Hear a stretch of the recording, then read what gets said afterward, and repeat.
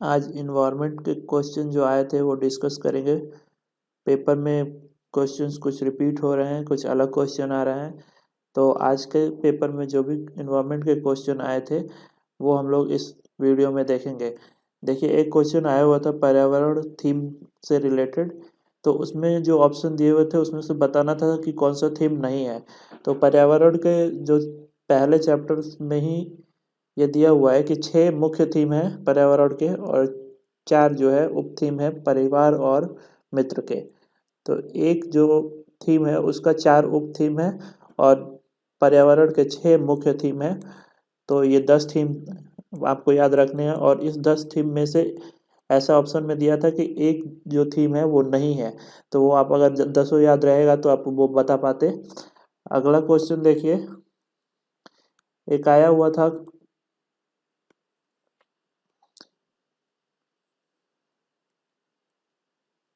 Sloth के बारे में पूछा था।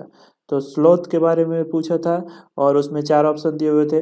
स्लॉथ के बारे में आप जान लीजिए, भालू जैसे दिखते हैं पर भालू नहीं है। यह दिन के करीब 17 घंटे पेड़ों से उल्टा लटक कर मस्ती से सोते हैं। यह जिस पेड़ पर रहते हैं उसी के पत्ते खाकर पलते हैं, इसलिए इन्हें कहीं और जाने की जरूरत ही नहीं पड़ती। जब यह पेड़ के सारे पत्ते खा लेते हैं तभी वह पास के पेड़ पर जाकर बैठते हैं। लगभग 40 वर्ष वर्ष के अपने पूरे जीवन में यह मुश्किल से 8 पेड़ों पर घूमने की तकलीफ उठाते हैं। यह सप्ताह में एक बार ही शौच करने के लिए पेड़ से नीचे उतरते हैं। तो स्लोथ बहुत आलसी जानवर है और यह भालू जैसा दिखता है। रोज के पेपर में एक क्वेश्चन स्लॉथ से या हाथी से आ रहा है। तो दोनों को आप तैयार करेंगे, स्लॉथ और हाथी।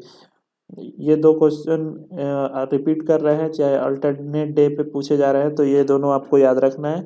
दोनों के बारे में डिटेल याद रखना है। मैंने ईवीएस का क्लास 3, क्लास 4, क्लास 5 का नोट्स डाल दिया है। एक क्वेश्चन भी उस नोट्स से बाहर नहीं आएगा, तो आप वो वीडियो जाकर देख लीजिए।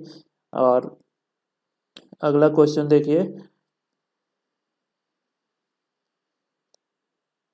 गुजरात के पड़ोसी राज्यों के बारे में पूछा था। तो गुजरात के पड़ोसी राज्य जो है वो राजस्थान, मध्य प्रदेश और महाराष्ट्र हैं। गुजरात के पड़ोसी राज्यों के बारे में पूछा था। तो गुजरात के पड़ोसी राज्य जो है राजस्थान, मध्य प्रदेश और महाराष्ट्र है। उसी तरह तमिलनाडु, केरल और कर्नाटका, ये तीनों चारों प्रदेश के बारे में एनसीईआरटी बुक में दिया हुआ है। तो इसके पड़ोसी राज्य को भी देख लेना चाहिए, क्योंकि जब आज गुजरात का पूछा है तो कल कर्नाटक का पूछेगा, परसों केरल का और उसके अगले दिन तमिलनाडु का। ऐसा ही वो प्रदेश का नाम चेंज करेगा। तो हमें ये 4-5 प्रदेश दिए हुए हैं, इनके जो पड़ोसी राज्य हैं उनको याद कर लेना चाहिए। तो गुजरात के पड़ोसी राज्य राजस्थान, मध्य प्रदेश, महाराष्ट्र।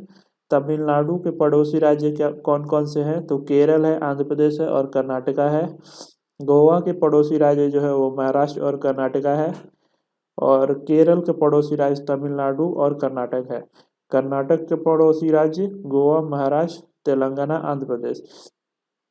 इस तरह से ये 4-5 राज्यों के नाम और उनके पड़ोसी राज्य कौन कौन से हैं वो याद करना पड़ेगा, क्योंकि इन चारों पांचों का जो डिस्कशन दिया हुआ है एनसीईआरटी बुक में, तो वहाँ से वो एक राज्य उठाएगा और दो तीन पड़ोसी राज्यों के बारे में पूछ लेगा कि कौन कौन से पड़ोसी राज्य हैं। तो यहाँ पे मैंने चारों पांचों राज्य बताए हैं, इन्हीं में से कोई ना कोई एक हमेशा आता रहेगा। और स्लॉथ और हाथी के बारे में आपको बताया, तो उन दोनों में से भी आते रहते हैं क्वेश्चन। अब एक घर के ऊपर क्वेश्चन आया हुआ था कि असम में घर कैसे पाए जाते हैं। तो असम में ज़्यादा बारिश होती है, जिसकी वजह से वहाँ के घर को ऊंचा बनाया जाता है। 10 से 12 फीट जो है ऊंचाई पर बांस के ऊपर बनाया जाता है, जिससे बारिश के वजह से वहाँ कोई परेशानी ना हो। घर के ऊपर भी एक क्वेश्चन आता है। आज के पेपर में असम के घर के बारे में पूछा था, कल के पेपर में लद्दाख के बारे में, राजस्थान के बारे में। ऐसे वो घर के बारे में चेंज करेगा। आगे देखिए, खाने से संबंधित प्रश्न एक आया हुआ था आज के पेपर में और 4 ऑप्शन दिए हुए थे और 4 जगहों के नाम दिए हुए थे, मैच कराना था। जैसे हांगकांग में लोग क्या खाते हैं? तो पका हुआ सांप खाते हैं और उसको लिंग हुंग फैन भी बोलते हैं। हांगकांग में लिंग हुंग फैन या पका हुआ सांप खाते हैं। आपको एक क्वेश्चन भी आ सकता है कि लिंगहोंग फैन कहाँ पे खाया जाता है, तो हांगकांग आंसर हो जाएगा। या फिर आज के जैसे क्वेश्चन आए थे तो 4 क्वेश्चन दिए होते, चारों को मैच कराना था। तो केरल में टेपियाको और नारियल का खाया जाता है। कश्मीर में जो है सरसों के तेल में बना हुआ मछली खाया जाता है, और गोवा में नारियल के तेल में बना हुआ मछली खाया जाता है। कश्मीर और गोवा वाला याद रखिएगा, कश्मीर में सरसों के तेल में बना हुआ मछली खाया जाता है और गोवा में नारियल के तेल में बना हुआ मछली खाया जाता है। गोवा में नारियल ज़्यादा पाया जाता है और समुद्र के किनारे है, इसलिए वहाँ पे नारियल के तेल में बना हुआ मछली खाते हैं। एक क्वेश्चन मलेरिया से संबंधित था, तो मलेरिया, डेंगू और चिकनगुनिया जो है मच्छर के काटने से होता है। सिनकोना की छाल से मलेरिया का इलाज होता है। मलेरिया की जो दवाई बनती है वो सिनकोना की छाल से बनती है।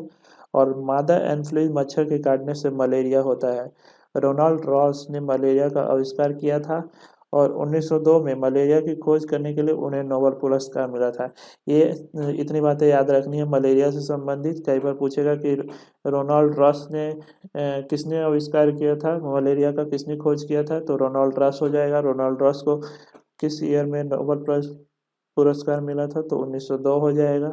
मलेरिया, डेंगू और चिकनगुनिया मच्छर के काटने से फैलता है। ये तीनों बीमारियों का नाम याद रखना है, क्योंकि पूछता है कि मच्छर के काटने से कौन कौन सी बीमारियां होती हैं, और ऑप्शन में दिया रहेगा मलेरिया, डेंगू, चिकनगुनिया। तो आपको ये तीनों नाम याद रखना है। सिनकोना की छाल से मलेरिया की दवा बनाई जाती है। मलेरिया की दवा किससे बनाई जाती है, तो सिनकोना की छाल से बनाई जाती है। मादा एनफ्लूएंजा मच्छर के काटने से मलेरिया फैलता है। और रोनाल्ड रॉस ने मलेरिया का आविष्कार किया था। 1902 में मलेरिया की खोज करने के लिए उन्हें नोबेल पुरस्कार मिला था। उल्लू से संबंधित एक प्रश्न था, अपनी गर्दन पीछे तक घुमा सकता है। उल्लू जो है पीछे तक अपनी पूरी गर्दन घुमाता है, इसके बारे में था। और घाना राष्ट्रीय उद्यान कहाँ पर है, इसका एक क्वेश्चन पूछा था। तो राजस्थान में भरतपुर जिले में है घाना राष्ट्रीय उद्यान। राष्ट्रीय उद्यान जिम कॉर्बेट भी दिया हुआ है आपके बुक में, तो उसका उत्तराखंड हो जाएगा। और एक क्वेश्चन आया हुआ था, सुनामी कब आया था, तो 2004 के दिसंबर में सुनामी आया था। और डॉल्फिन की आवाज़ से संबंधित क्वेश्चन आया था, तो अल्ट्रासाउंड वेव प्रोड्यूस करती हैं डॉल्फिन। तो ये क्वेश्चन जो थे वो आज के पेपर में आए थे इन्वायरमेंट से, और मैंने इसको डिस्कस किया है। बाकी मैंने क्लास 3, 4 और 5 ये तीनों एनसीईआरटी बुक जो है मैंने बना के वीडियो डाला है। आप उस वीडियो को जाके देख लीजिए, और वहाँ से जब आप देखेंगे तो एक भी क्वेश्चन बाहर से नहीं आएगा, उन सारे नोट्स से ही आएंगे सारे के क्वेश्चन। अगर वीडियो अच्छा लगा हो तो लाइक कर दीजिए और कमेंट करिए कि अगर कोई डाउट रह गया हो तो। Thank you.